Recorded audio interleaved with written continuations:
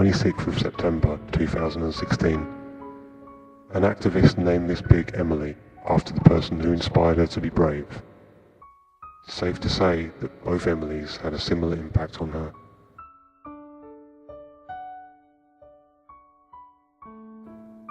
Only 3 trucks would stop today, the security guard informed activists, rolling back on his heels as he stared defiantly at anyone who looked as though there might be trouble. Here he was, guarding a state-sanctioned death camp, and yet the peaceful, mourning activists were the trouble. Activists stood off from the walkway leading close to the slaughterhouse. By this fence, amidst the trees and the birds, they could hear children being gassed to death. The victims were perhaps 10 steps from where the activists stood. The activists pressed their hands and foreheads close against the cold steel fence and listened to their screams in silence. The pigs didn't know it, but we were there in the last moments. We were there as the singing workers audibly beat the pigs into the kill room. These man-beasts made jovial yelping noises to scare the pigs into advancing.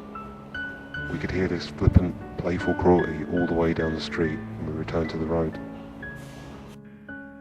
The trucks which didn't stop bathed activists in the stink of neglect and fear as they passed by. Just a glimpse of the condemned, that's all you get. A snout here, an all too human eye there. We inwardly saluted those who were about to die for the entertainment of somebody's taste buds. The trucks that stopped sat by the gate for 3 minutes. 3 minutes to say goodbye to the living, feeling beings which only we would ever remember. A funeral for thousands, and the sands of the thin hourglass poured away without mercy. One pig was covered in many scratches, so many that one might mistake her fleshy back for that of the Christian Messiah's after receiving 40 lashes from Pilate's whip. An activist there that day had been unable to cry at all the vigils he had attended thus far, but after seeing the Messiah's back, suddenly the tears came. He sobbed on the shoulder of another activist, who reciprocated with her own tears in kind. They baptized one another in compassion. Mankind's depictions of hell throughout the ages have been of teeth being pulled out and genitals mutilated, of deprivation and anal rape and being skinned alive. Amazing, isn't it, that our own tales of torment in hellfire so closely resemble the horrors we inflict on billions of animals every day.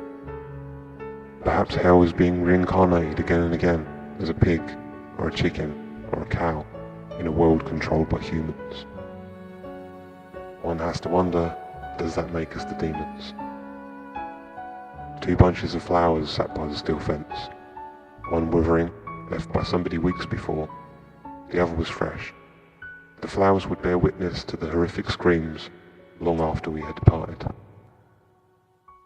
There is no rest in peace for our animal cousins. We will not let them rest. The nightmare for them never ends, and there will never be enough flowers in the world to let each at their graves. The graves we have made with our stomachs.